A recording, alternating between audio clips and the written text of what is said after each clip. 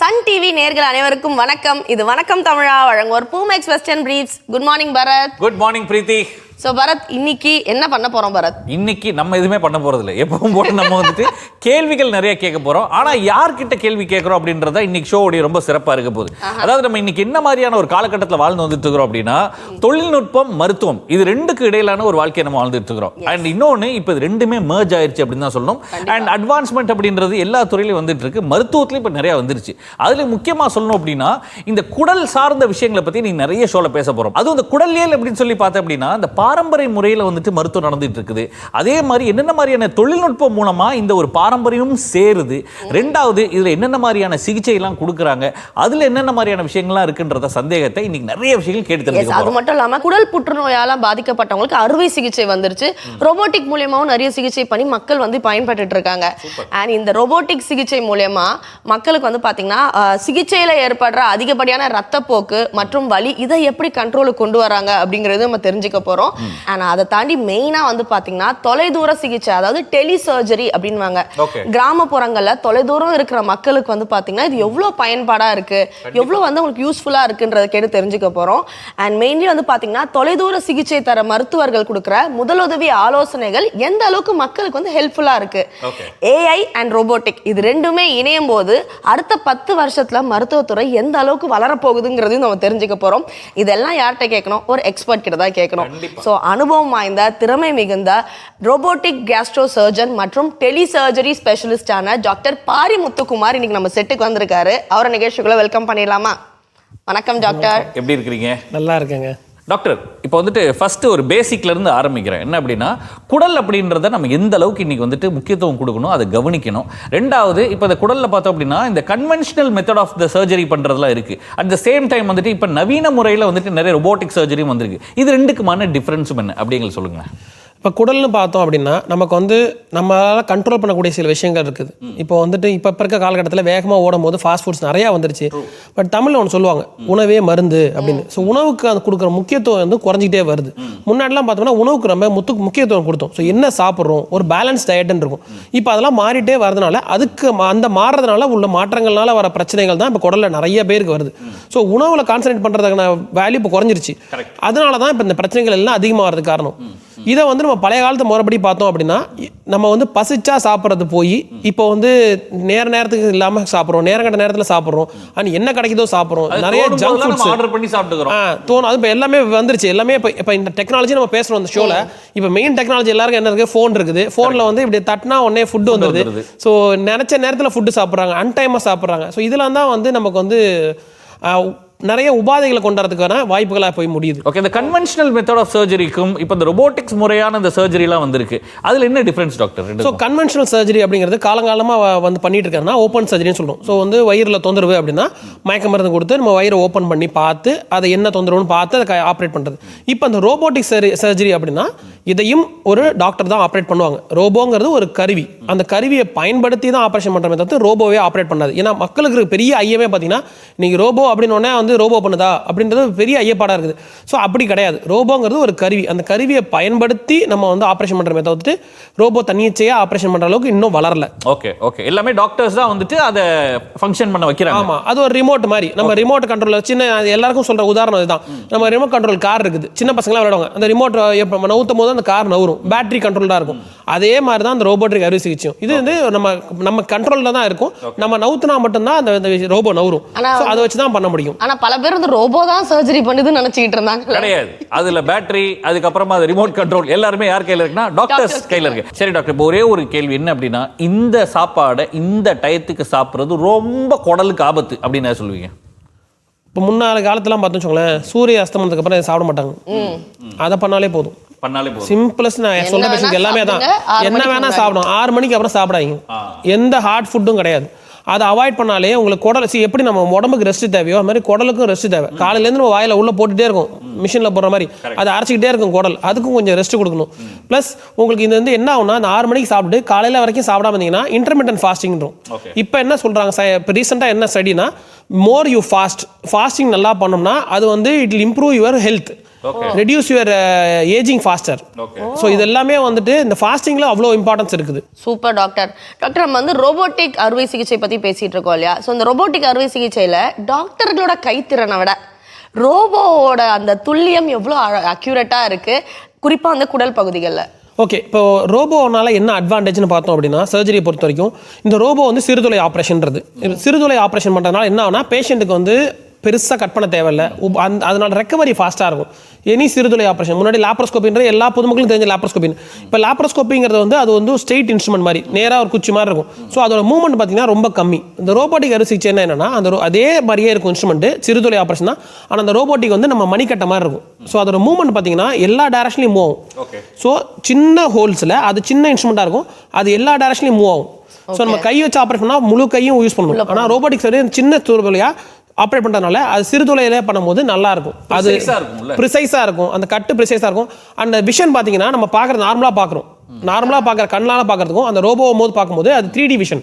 So மேக்னிஃபைடாக இருக்கும். So depth perception சொல்லுவோம். So அதனால் டெப்த் பர்செப்ஷன் நல்லா இருக்கும். என்னதான் ரோபோன்னு சொன்னாலும் அது பெருசாக பார்க்க தான் வந்து ஜெய்ஜாண்டிக்காக இருக்கும். ஆனால் அது ஒரு டச் பார்த்தீங்கன்னா ரொம்ப ஃபெதர் டச், ரொம்ப மெல்லிஸாக இருக்கும் டச். ஸோ அதை வச்சு லைட்டாக கட் பண்ணும்போது அந்த சதைக்கான டேமேஜும் ரொம்ப கம்மி, பக்கத்தில் இருக்க சதைக்கான டேமேஜும் கம்மியாக இருக்கும். ஸோ இதனால பேஷண்ட்ஸ்க்கு வந்து ரெக்கவரி வந்து ஃபாஸ்ட்டாக இருக்கும்.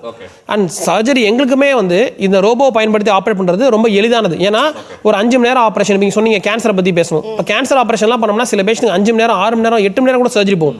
ஸோ அந்த சர்ஜரியை இப்போ இந்த ரோபோ மூலமாக பண்ணும்போது ஃபாஸ்ட்டாக பண்ண முடியுது. ஒன்று. இன்னொன்று வந்து சர்ஜன் நாங்கள் வந்து கம்ஃபர்டபுளாக உட்காந்துட்டே பண்ணலாம், நிற்க தேவையில்லை, உட்காந்துட்டே பண்ணலாம், ப்ரிசைஸாக பண்ண முடியும். ஸோ இதெல்லாம் சர்ஜனுக்கும் அட்வான்டேஜ், பேஷண்ட்க்கும் அட்வான்டேஜ். அப்ப இந்த அதிநவீன சிகிச்சை செய்யறது மூலமா பேஷண்ட்டுக்கு ஏற்படுற அதிகப்படியான ரத்தப்போக்கு அப்புறம் வலி இதை எப்படி கட்டுப்படுத்த முடியும்? நான் சொன்ன மாதிரி ரத்தப்போக்குன்னு சொல்றேன். இப்போ ரத்தப்போக்குன்னா எப்படி ரத்தப்போக்கு வருதுன்னா, ஒரு ரத்த குழாய் வந்து கட் ஆச்சுன்னா இப்போ ரத்தப்போக்கு வரும். இப்போ இந்த ரோபோட்டிக் அறுவை சிகிச்சை பண்ணும்போது நான் சொன்ன மாதிரி மேக்னிஃபைட் வியூன்னு சொல்லுவோம், 3 டைமென்ஷனல் வியூன்னு. ஸோ நார்மலாக கண்ணில் பார்க்கும்போது நீங்கள் ஒரு சைஸ் வரைக்கும் தான் பார்க்க முடியும். இது வந்து 10 இல்லை 20 டைம்ஸ் மேக்னிஃபிகேஷன். ஸோ சின்ன ரத்த குழாய், இன்ஃபேக்ட் நான் ரோபோட்டிக் ஆப்ரேட் பண்ணும்போது ரத்த குழாயில் போகிற ரத்த ஓட்டம் இருக்கு இல்லையா, அந்த அளவுக்கு பார்க்க முடியும். ஸோ அப்படி பார்க்கும்போது என்னன்னா நம்ம இன்னும் ப்ரிசைஸாக பண்ணுவோம். ஸோ ரத்த போக்குங்கிறது வந்து ரொம்ப கம்மி, ரொம்ப negligible compared to open surgery. இப்போ ஓப்பன் சர்ஜரியில் வந்து ஒரு உதாரணம், ஓப்பன் சர்ஜரியில் வந்துட்டு உங்களுக்கு வந்து ஒரு ஆப்ரேஷன் பண்ணுறோம், ஒரு 100 ml ரத்தப்போக்கு இருக்குது அப்படின்னா, அதே ஆப்ரேஷன் ரோபோட்டிக்கில் பண்ணோம்னா less than 10 ml 100% கிட்ட குறைச்சிடலாம் அது. ஸோ அதனால ரோபோட்டிக் அறுவை சிகிச்சையில் பிளட் லாஸ் கம்மி. பிளட் லாஸ் மட்டும் இல்லாமல் நான் சொன்ன டிஷ்யூ ஹேண்ட்லிங்னு சொல்கிறோம், அந்த சதையை வந்து பிடிக்கிற விதம் இருக்கு இல்லையா, அது பிடிக்கிற விதம் ரொம்ப ஜென்டலாக இருக்கும் அந்த ரோபோட்டிக். ஸோ அதனால பேஷண்ட்டுக்கு வலி வந்து ஆப்ரேஷனுக்கு அப்புறம் வந்து ரொம்ப கம்மி. டாக்டர், முக்கியமாக இப்போ குடலில் வரக்கூடிய ஒரு புற்றுநோய்க்கும் இந்த மாதிரியான ரோபோட்டிக் சர்ஜரி பண்ணுறாங்களே, அது எல்லாமே ஒரே மாதிரியான ஒரு ப்ரொசீஜர் தானே? ஆமாங்க, புற்றுநோய்க்கும் வந்து ரோபோட்டிக் அறுவை சிகிச்சை மூலமாக ஆப்ரேட் பண்ணலாம். யூஸ்வலாக பார்த்தோம்னா புற்றுநோயோட மலக்குடலில் வர புற்றுநோயெல்லாம் பார்த்தோம்னா பெல்விஸ்ன்னு சொல்லுவோம், இடுப்புக்கு வெளியே உள்ளே இருக்கும். ஸோ அது வந்து பார்த்தீங்கன்னா கையை வச்சு ஆப்ரேஷன் பண்ணுறது கஷ்டம், கடினமானது. ஏன்னா இடம் வந்து ரொம்ப சின்னது. ஸோ அந்த சின்ன இடத்துல போய் ஆப்ரேட் பண்ணுறது கஷ்டம். ஸோ இந்த மாதிரி பெல்விக் சர்ஜரிஸ், இப்போ கர்ப்பப்பையில் உள்ள கேன்சர், இந்த மாதிரி கேன்சர்லாம் பெல்விஸ் இடுப்பு எலும்பு உள்ளே இருக்கும். ஸோ அப்போ கையை வச்சு ஆப்ரேட் பண்ணும்போது நமக்கு கண்ணால் பார்க்கவும் முடியாது, கை மறைக்கவும் செய்யும். ஸோ இந்த ரோபோட்டிக் அறுவை சிகிச்சை பண்ணும்போதுனா நான் சொன்ன சிறு தொலைவிலும் போகும்போது அந்த விஷனும் மேக்னிஃபைடாக இருக்கும்போது அந்த ஆப்ரேஷன் பண்ணுறது ரொம்ப எளிதானது. அண்ட் ரெக்கவரியும் அங்கே ஃபாஸ்ட்டாக இருக்குது பேஷண்ட்ஸ். அப்போ நீங்கள் சொல்கிறத பார்க்கும்போது இந்த ஒரு ரோபோட்டிக் சர்ஜரி அப்படின்றது மெடிக்கல் ஃபீல்டில் ஒரு பெரிய வரம் தான் இல்லை? கண்டிப்பாக. அது பேஷண்ட்டுக்கும் சரி, செய்யக்கூடிய பேஷண்ட்டுக்கும் வரும், டாக்டருக்கும் வரும். அது வந்து ரோபோட்டிக் சர்ஜரி வந்து இப்போ அதை எப்படி நம்ம பார்க்குறோங்கிற இதே மாற ஆரம்பிச்சிருக்கு இப்போ. Okay super doctor. நீங்கள் வந்து பார்த்தீங்கன்னா ரோபோட்டிக் கேஸ்ட்ரோ சர்ஜன், அது மட்டும் இல்லாமல் டெலி சர்ஜரி ஸ்பெஷலிஸ்ட். ஸோ கிராமப்புற மக்களுக்கு வந்து பார்த்தீங்கன்னா எவ்வளோ பயனுள்ளதாக இருக்குது. ஆனால் அது மட்டும் இல்லாமல் டெலிமெடிசன் அண்ட் டெலி சர்ஜரிக்குள்ள வேறுபாடு என்ன? ஓகே, ஃபஸ்ட்டு டெலிமெடிசன் அண்ட் டெலி சர்ஜரிக்கான வேறுபாடை பார்த்துரும். டெலிமெடிசனுங்கிறது எல்லாருக்கும் தெரிஞ்சது, அந்த கோவிட் டயத்தில் அது ஆரம்பிச்சது. இந்த வார்த்தைகள்லாம் முன்னாலேருந்து இருக்குது, மக்களுக்கு இப்போ தான் புழக்கத்தில் நல்லா தெரிய ஆரம்பிக்குது. டெலிமெடிசன்னா தூரமாக இருக்கவங்களுக்கு நம்ம வந்து இப்போ கோவிட் டயத்தில் யாராலையும் வெளியே வர முடியல. ஸோ வீட்டில் இருந்தே நம்ம என்ன பண்ணோம்னா ஒரு மெசேஜ் அனுப்பியோ இல்லை வந்து சொல்லியோ சொல்கிறோம், அப்போ வீடியோ கால் பண்ணி பேசுகிறாங்க இல்லையா, இது டெலிமெடிசன்றது. இப்போ டெலி சர்ஜரினா என்ன அப்படின்னு பார்த்தீங்கன்னா, டாக்டர் வேற இடத்துல இருப்பாரு, பேஷண்ட் வேற இடத்துல இருப்பாங்க. ஸோ தொலைதூர அறுவை சிகிச்சை, அதுதான் டெலி சர்ஜரிங்கிறது. ஸோ தொலைதூர அறுவை சிகிச்சை என்னன்னா வேற சிட்டி. இப்போ சில பேர் நம்ம வந்து பாப்புலேஷன் பார்த்தோம்னா தமிழ்நாடுன்னு எடுத்தோம்னா நிறைய பேர் வந்து சென்னைக்கு வராங்க, சில பேர் அந்த ஊரில் இருக்காங்க, அவங்களால டிராவல் பண்ணி வர முடியல. ஸோ அப்படி இருக்கும்போது எப்படி இந்த ஸ்பெஷாலிட்டியாக கொண்டு போய் எங்கே சேர்க்காது அப்படிங்கிற மாதிரி கொண்டு போகும்போது தான் இந்த டெலி சர்ஜரிங்கிறது வருது. ஸோ இப்போ நம்ம இங்கே இருந்துக்கிட்டு, சென்னையில் இருந்துக்கிட்டு ஒரு கடைக்கோடியில் இருக்க தமிழர் கன்னியாகுமரியில் இருக்கவங்க பேஷண்ட்டுக்கு நம்ம ஆபரேஷன் பண்ண முடியும். டாக்டர் அங்க போக தேவையில்ல, இங்க இருந்தே பண்ண முடியும். டாக்டர் என்ன கூடு விட்டு கூடு பாயிற மாதிரி நிறைய விஷயங்கள் சொல்றீங்க. குடல் அறுவை சிகிச்சையும் பண்ண முடியுமா? குடல் அறுவை சிகிச்சை ஒரு பிரச்சனை, குடல் அறுவை சிகிச்சையும் பண்ண முடியும். எக்ஸ்ட்ரீமான சிச்சுவேஷன் தான் பண்றதுக்காக தான் இது படைக்கப்பட்டது, இந்த மாதிரி பண்ணது. சரிங்களா? நம்ம அக்செப்டன்ஸ் அது இது என்னன்னா இப்போ வந்து மக்களுக்கு என்ன பிரச்சனைனா இந்த ரோபோட்டிக் அறுவை சிகிச்சைங்கிறதே இன்னும் போய் சேரல. கரெக்ட். இன்னும் சேர ஆரம்பிக்கல. கன்வென்ஷனல் மெத்தட்லயே அவங்க இருக்காங்க. அவங்க இன்னைக்கும் ரோபோட்டிக் அறுவை சிகிச்சை நான் போய் பேஷண்ட் பேசணும்னா ஐயோ வேணாம் டாக்டர் நீங்களே பண்ணுங்க, ரோபோ வேணான்ற அளவுக்கு தான் இருக்காங்க. ஸோ இந்த மாதிரி நிகழ்ச்சியெல்லாம் என்னன்னா இந்த ரோபோவோட அச்சம் போயிடுச்சு அப்படின்னாலே அப்புறம் அந்த டெலிசர்ஜரிங்கிறத அக்செப்டன்ஸ் வர ஆரம்பிக்கும். ஏன்னா ஒரு ஸ்பெஷலிஸ்ட்னு சொல்லும் போது எல்லாரும் அந்த ஸ்பெஷலிஸ்ட்டை வந்து அவங்களால போய் பண்ண முடியாது.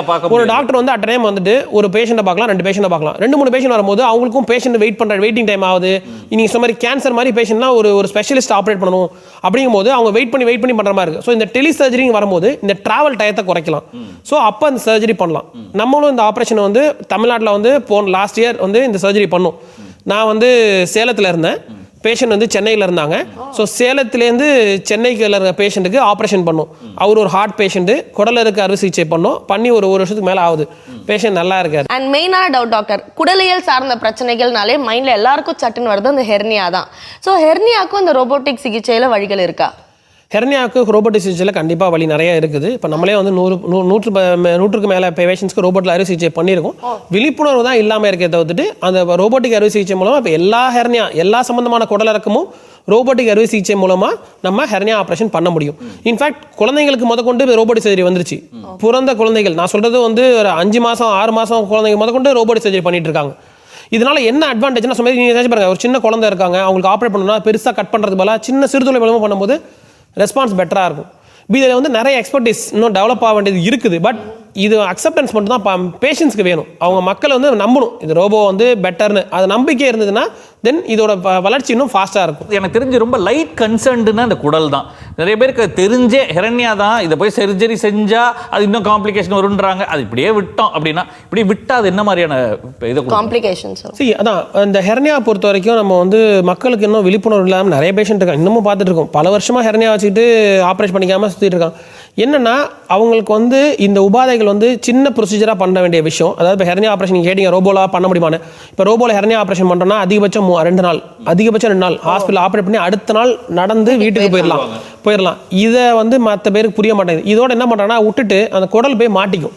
குடல் மாட்டிக்கிட்டு அதுக்கப்புறம் எமர்ஜென்சியில் வந்து நிற்பாங்க. அப்போ நம்ம வந்து ஆப்ரேஷன் பண்ணி அவங்க 5 நாள் 6 நாள் வச்சு சம்டைம்ஸ் குடல் அழுகியெல்லாம் கூட போயிடும் அந்த மாட்டிக்கிட்டு. ஸோ அந்த அளவுக்கு சீரியஸாக கொண்டு போய் விட்டுரும். ஸோ இது வந்து அவங்களுக்கு வந்து புரிதல் இல்லை. அதனால தான் வந்து ஹெர்னியானாலே எவ்வளோ சீக்கிரம் உங்களுக்கு ஆப்ரேட் பண்ண முடியும் பண்ணிக்கோங்க, பயப்பட தேவையில்லை.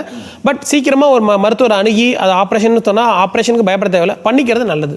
சரி, இப்போ இந்த ஆப்ரேஷன் பண்ணலாம் அப்படின்னீங்க, இதில் லேப்ரோஸ்கோபி மெத்தட் பண்ணுறதுக்கும் ரொபோட்டிக் பண்ணுறதுக்கு என்ன வித்தியாசம்? 2 நாளில் இப்போ வீட்டுக்கு போயிடலாம் நீங்கள் ரோபோட்டிக்கில், லேப்ரோஸ்கோபிக் எப்படி? சரி, லேப்ரோஸ்கோபிக்கும் ரோபோட்டிக்கும் பார்த்தீங்கன்னா வித்தியாசங்கள் ரொம்ப ரொம்ப மைனூட்டானது. ஒரு 15% 20%. இப்போ ஓப்பன் சர்ஜரி இருக்குது, ரோபோட்டிக் இருக்குது. ஓப்பன் சர்ஜரிக்கும் ரோபோட்டிக்கும் ஆல்மோஸ்ட் 90% வித்தியாசம் இருக்குது. 90% வித்தியாசம் இருக்கும். ஓப்பன் சர்ஜரிக்கும் லேப்ரோஸ்கோபிக்கும் 80% வித்தியாசம் இருக்கும். சரி, லேப்புக்கும் ரோபோக்கும் 10% வித்தியாசம். இந்த 10% வித்தியாசம் வந்து எங்கே சேஞ்ச் ஆகும்னா நீங்கள் சொன்ன மாதிரி ரத்தப்போக்கு. இப்போ லேப்ரோஸ்கோப்பியில் வந்து மேக்னிஃபைட் வியூ தான், ரோபோட்டிக்லேயும் மேக்னிஃபைட் வியூ. இது 10% மேக்னிஃபிகேஷன், இது 20% மேக்னிஃபிகேஷன். இதில் 3 டைமென்ஷனல் வியூ இருக்கும், இதில் 2 டைமென்ஷனல் வியூ தான் இருக்கும் லேப்ரோஸ்கோப்பியில். அண்ட் லேப்ரோஸ்கோப்பியில் பயன்படுத்துகிற கருவி பார்த்தீங்கன்னா அதோட டேரக்ஷன் ஒரு நேராக தான் போகும். அந்த கருவி நேராக இப்படி சைடில் இப்படி 2 அதிகபட்சம் 4 டேரக்ஷன் தான் போக முடியும். இந்த ரோபோட்டிக் அறுவை சிகிச்சைங்கிறது நம்ம மணிக்கட்ட மாதிரி அந்த இன்ஸ்ட்ருமெண்ட். ஸோ அதனால சிறு தொலைவில் போயிட்டு எவ்வளோ பெரிய ஹெர்னியாவாக இருந்தாலும் ஒரு சைஸுக்கு மேலே பெரிய ஹெர்னியா வந்து லேப்ரோஸ்கோப்பியில் பண்ணுறது ரொம்ப கடினம். இப்போ நான் வந்து லேப்ரோஸ்கோப்பிலையும் ஹெர்னியா ஆப்ரேஷன் பண்ணியிருக்கேன், ரோபோலையும் ஹெர்னியா ஆப்ரேஷன் பண்ணியிருக்கேன். ஒரு பெரிய சைஸ் ஹெர்னியாவோட பேஷண்ட் வராங்க, பல வருஷமாக வச்சுட்டு வராங்க, அது ரோபோட்டிக்கில் லேப்ரோஸ்கோப்பியில் பண்ணுறோம் அப்படின்னா சராசரியாக 3 to 6 மணி நேரம் வரைக்கும் ஆப்ரேஷன் பண்ணியிருக்கோம். அதே சர்ஜரி இப்போ ரோபோட்டிக்கில் பண்ணால் நான் 2.5 மணி நேரத்தில் பண்ணிடலாம்.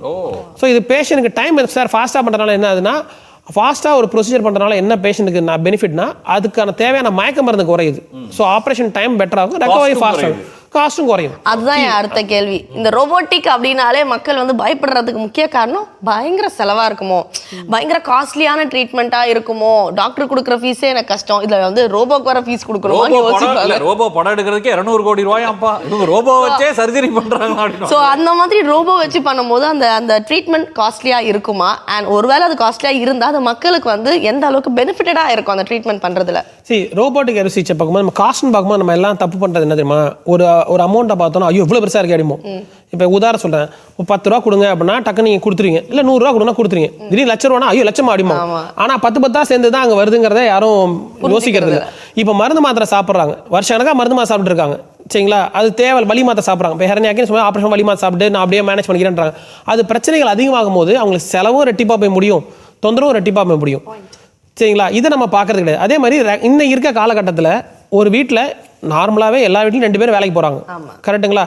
இப்போ ஒருத்தருக்கு உடம்பு சரியில்லைன்னு அட்மிட் ஆனாங்கன்னா யாராலையும் வந்து 24 ஹவர்ஸ்க்கு மேலே உட்காந்து பார்த்துக்க முடியாது சரிங்களா. ஸோ அவங்க வேலைக்கு வந்து லாஸ் ஆஃப் பே போட்டு உட்காரணும் கரெக்டுங்களா. இன்றைக்கி தான் காலகட்டத்தில் அது நடக்குது. ஸோ ஹாஸ்பிட்டல் ஸ்டேவை குறைச்சாலே உங்களுக்கு அது ரெக்கவரி ஃபாஸ்ட் ஆகினாலே இது எல்லாமே இந்த ஆகும். ஸோ அதெல்லாம் யாரும் சுற்றி பார்க்கறது கிடையாது. இது யாருமே யோசிக்கிறது இல்லை ஆக்சுவலி. இல்லை இது வேற ஒரு ஆங்கிள் பார்த்தோம் அப்படின்னா இது நம்மளுக்கு காஸ்ட் எஃபெக்டிவாக தான் வருது. ஃபார் காஸ்ட் எஃபெக்டிவ் மட்டும் கிடையாது. நீங்கள் நினச்சி பண்ணலாம், முன்னாடி நீங்கள் கேட்டீங்க கன்வென்ஷனல் சர்ஜரி ஓப்பன் சர்ஜரி பண்ணி ஒரு பேஷண்ட் வயிறில் ஆப்ரேஷன் பண்ணால் அவங்க ரெக்கவர் ஆகிறதுக்கே 2 வாரம் ஆகும், எந்திரிச்சு நடக்கிறதுக்கு 1 வாரம் ஆகும். என்ன நார்மலாக வலி இல்லாமல் நடக்கிறதுக்கு அந்த 1 வாரம் வரைக்கும் யாராவது கூட இருந்து பார்த்துக்கணும். இப்போ இதே நம்ம கன்வென்ஷன் இல்லாமல் ரோபோட்டிக்காக பண்ணுறோம் அப்படின்னா கூடிமான மட்டும் 95% பேஷண்ட்ஸ் வந்து அடுத்த நாளே எந்திரிச்சு நடக்கலாம், நார்மலாக நடக்கலாம், படி ஏறலாம், இறங்கலாம். ஸோ வீட்டில் அவங்க வேலையை அவங்களே பார்த்துக்கலாம். அந்த மாதிரி பண்ணும்போது உங்களுக்கு வந்து சுற்றி பார்த்தீங்கன்னா காஸ்ட் குறைய ஆரம்பிக்கும். டாக்டர் இன்னொன்று இப்போ குடல் பற்றி பேசும்போது குடல்னு பேசும்போது நிறைய பேசணும், ஹெரணியா பற்றிலாம் பேசிகிட்டு இருந்தோம். வேறு என்னென்ன மாதிரியான பிரச்சனைகள் அது முக்கியமாக வந்துட்டு இது ரொம்ப பார்க்கணும், இந்த குடலில் இந்த பிரச்சனை வந்து கொஞ்சம் நம்ம ஃபோக்கஸ் பண்ண வேண்டியது இருக்குது, அதுக்கு ரோபோட்டிக் சர்ஜரி மூலமாக என்ன மாதிரியான இதெல்லாம் கொடுக்குறீங்க நீங்கள்? இப்போ வயிறு பொறுத்த வரைக்கும் வயிறில் இருக்க எல்லா தொந்தரவுகளுக்குமே ரோபோட்டிக் சர்ஜரி பண்ணலாம். கணைய தொந்தரவாக இருக்கலாம், ஈரல் தொந்தரவாக இருக்கலாம், இல்லை மண்ணீரல் தொந்தரவாக இருக்கலாம், இல்லை குடல் அறுவை சிகிச்சையில் வந்து குடல் இறக்கம் எல்லா சர்ஜரியுமே ரோபோட்டிக்காக பண்ணக்கூடியதான். நான் சொன்ன மாதிரி ரோபோட்டிக்ங்கிறது ஒரு கன்வென்ஷனலாக கை வச்சு பண்ணுறதுக்கு பதிலாக இந்த சிறுதுளை மூலமாக பண்ணுறது தான் ரோபோட்டிக். ஸோ வயிறு சம்மந்தமான எல்லாமே இப்போ ரோபோட்டிக் அறுவை சிகிச்சை பண்ணுறோம். அது புற்றுநோய் கட்டியாக இருந்தாலும் சரி, நார்மல் கட்டியாக இருந்தாலும் சரி, இல்லை குடல் இறக்கமாக இருந்தாலும் சரி, இது ரோபோட்டிக் அறுவை சிகிச்சை பண்ணலாம். ஸோ நம்ம பரத் ஸ்டார்டிங்கில் சொன்ன மாதிரி தான் டெக்னாலஜி எந்த அளவுக்கு வளர்ந்துகிட்டே இருக்கோ ஈக்குவலி மருத்துவத்துறையும் அட்வான்ஸ்மெண்ட் போயிட்டே இருக்கு. ஸோ கடந்த 5 வருடங்கள் எடுத்து பார்த்தாலும் இப்போ இருக்கிற மருத்துவ ஸ்டேட் வந்து எக்ஸ்ட்ராடினரியாக இருக்குது. ஸோ இன்னும் 5 வருடங்களோ 10 வருடங்களோ கழித்து வந்து பார்த்தீங்கன்னா நம்மளோட தொலைநிலை சிகிச்சை, அதாவது டெலி சர்ஜரி ஆகட்டும் சரி, ரோபோட்டிக் சர்ஜரியில் எந்த வித்தியாசங்கள் எந்த மாற்றங்கள் நம்ம எதிர்பார்க்கலாம்? லாஸ்ட் 1 இயரில் மட்டும் நான் சொன்ன மாதிரி இப்போதைக்கு தமிழ்நாட்டில் ஆல்மோஸ்ட் எல்லா டிஸ்ட்ரிக்ட்டுக்குமே இந்த ரோபோட்டிக் கருவிங்கிறது அசிபிளாக வந்துருச்சு.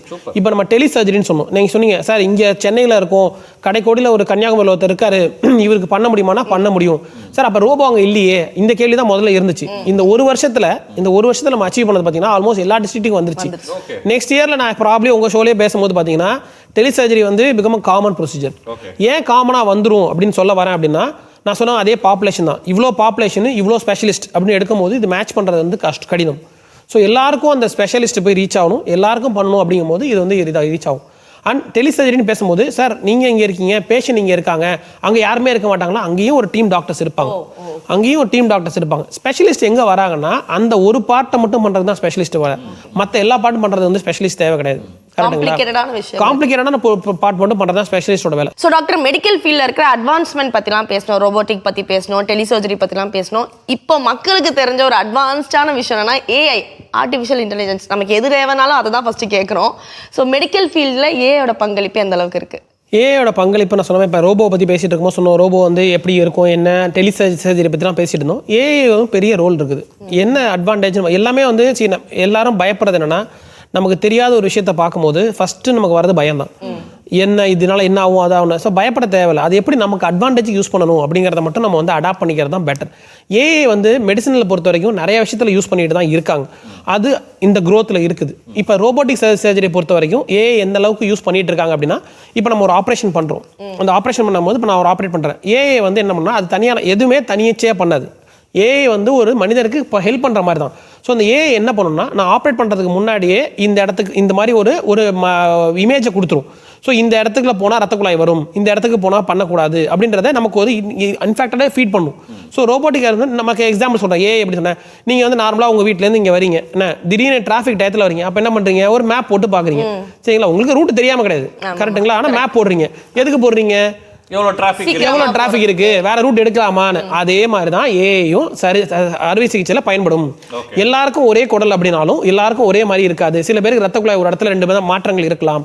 இது ஏஐ என்ன பண்ணும்னா, நம்ம ஆல்ரெடி ஆப்ரேஷன் பண்ணி சிடி ஸ்கேன் பண்ணுவோம், எம்ஆர்ஐ ஸ்கேன் பண்ணுவோம், இது எல்லாத்தையும் மர்ஜ் பண்ணி அது ஒரு இமேஜ் கொடுக்கும்.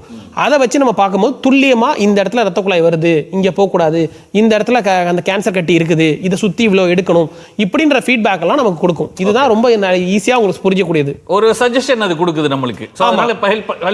இன்னும் ப்ரிசைஸா பண்ண முடியும். இப்போ எப்படி சொல்ல, டிராஃபிக் அங்கே ஜாம் ஆகுதுன்னு நீங்க வந்து லாங்கா இருந்தா அந்த ரூட் எடுத்துறீங்களா, அதே மாதிரி இந்த பேஷண்ட்டுக்கு ஒவ்வொரு பேஷண்ட் அந்த மாதிரி இந்த பேஷண்ட்டுக்கு என்ன பண்ணா பெட்டர், ஒரு டிஃபிகல்ட்டான சிச்சுவேஷன் வரும்போது அந்த ஏஐயோட ஹெல்ப் வந்து நமக்கு இன்னும் பெட்டரா ஹெல்ப் பண்ணும். ஸோ இந்த இதில் தான் இந்த ஏஐ growth போயிட்டே இருக்குது நமக்கு. சூப்பர் டாக்டர், எல்லாருக்கும் அதாவது பாமர மக்களுக்கும் புரியுற அளவுக்கு ரொம்ப தெளிவா அழகா எடுத்து சொன்னீங்க.